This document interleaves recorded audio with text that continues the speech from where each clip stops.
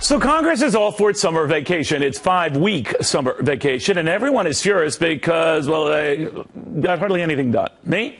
I'm just happy they didn't get much more done. Welcome, everybody. I'm Neil Cavuto. And to hear the New York Times tell it, it is hard to tell when Congress isn't on vacation. Others in the media calling this the most unproductive Congress in history. They say it got next to nothing done. Hardly any new laws, hardly any new regulations, no big new programs, not much of any new programs. And I'm thinking to myself, and that's a problem. Why? It's all of those initiatives and needless laws and burdensome regulations that have got us into the pot we're in. Speaking of which, one newspaper criticized Congress for not legalizing pot before going on a break. But I digress. Give me a break. Give us all a break. I'm not saying Congress shouldn't act on things that matter, but say taking care of our veterans and, I don't know, taking a stab at this damn debt of ours. I figure the less they do, the better. But that is not how the mainstream media sees things. Congress has to be doing things, which, of course, means Congress has to be spending money to do these things. It is actually ingrained in our culture. Think about it. Politicians brag about it, how much bacon they bring home. I think it's sick, it's weird, and by the way, it's very, very expensive, which is why if you ever run for Congress, you know what your motto should be? What my motto would be if I ran, which would go nowhere fast? No bacon, no bull. No post offices with my name on them, or bike paths so voters can remember me when they ride on them. No bridges to nowhere or public parks in honor of obscure local historic figures popping up anywhere. Nothing, nada, zilch, zippo. My vow? You're getting nothing from me. And imagine if 434 other representatives and 100 other senators, maybe even a president, were all as cheap as me. Imagine if every politician in Washington promised no more bribes from Washington. Imagine redefining success not by how much money you are spending, but how much money you are saving. Not by the things you are doing, but the things you are not doing. The programs you are not initiating. The boondoggles you are not starting. Imagine our elected representatives committed not to buying us off, but to paying the debt off. Imagine. No bacon, no pork, no bull. Imagine America where government truly does best by doing the least, and our media recognizes those who practice that the most. Maybe then we can get back to seeing greatness for what it is, not some new federal building it will never be. You know, there is a reason why Texas encourages more investment than any other state in this country.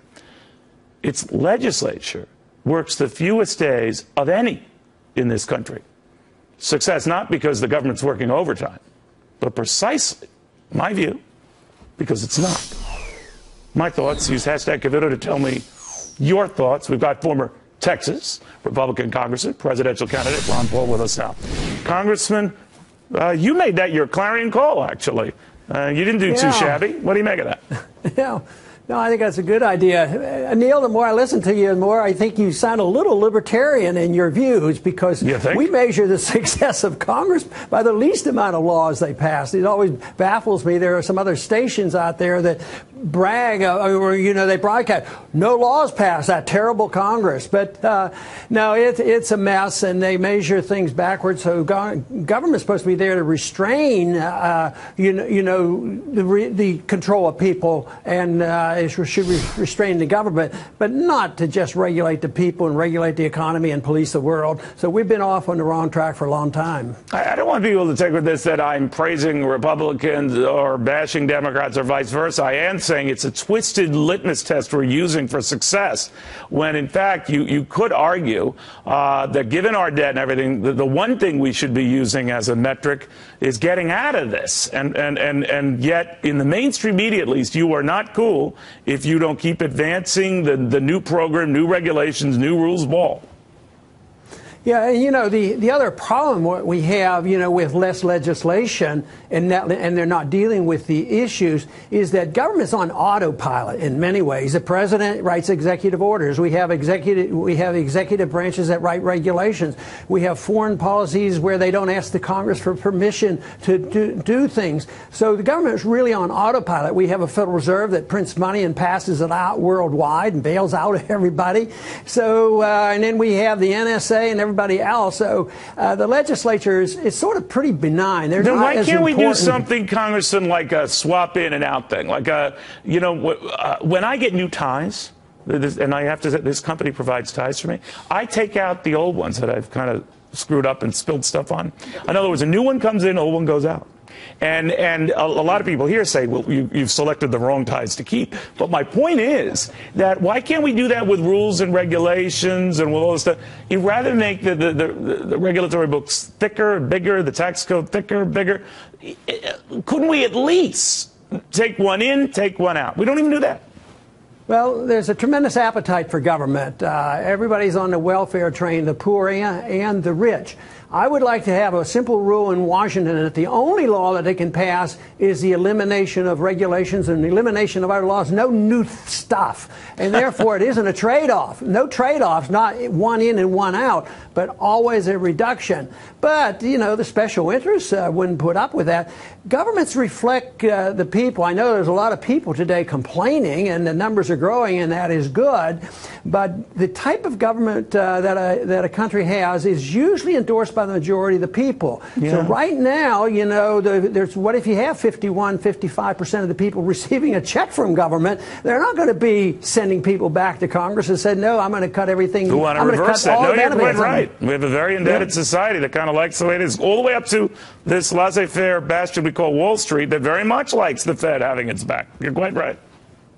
No doubt about it, and it's something that some of the things they don't want to address because both parties, you know, support it. You know, we're suing the president because he canceled one little regulation, but what about the evil things that are going on that both parties endorse? Whether it's you know, the kind of things the CIA does, what the Federal Reserve does, the assassination, spying on people, torturing people, printing money, all these things. They're not going to talk about that. They're going to talk about, oh, you wrote this regulation and we don't like you doing this, which I don't like either, and it's wrong. But that's pretty minor compared to the big issues. If you look at monetary policy, economic planning, if you look at what the Federal Reserve does, those things are endorsed by the people, by the financial people on Wall Street, and by the majority of the people in Washington. So all this other stuff is just fluff. They're just arguing for their base back at home and trying to convince them that they're there to save them from the monster big government. You're exactly right. The monster big government. Fortunately, more people are waking up, so there's room for a little bit of encouragement because I think the approaching bankruptcy will clarify this, and I think people are realizing this can't keep going on, and I think the markets are going to get shakier, and finally we will be forced to act. You know, we didn't have to beat the Soviets and to destroy their system; they beat themselves. I think we're beating ourselves to death on our civil liberties, on our foreign policy, on our spending, and we will eventually move into a period of time where our system will self-destruct too, because it's not a viable system. It's just not a viable system. That is well put, Congressman. Thank you very much. And my analogy I use, folks, is, I don't know, maybe I'm showing my age here. It's like the Munsters. Remember that series? And the beautiful daughter was like the weird one in the family. That's screwed up. More after this.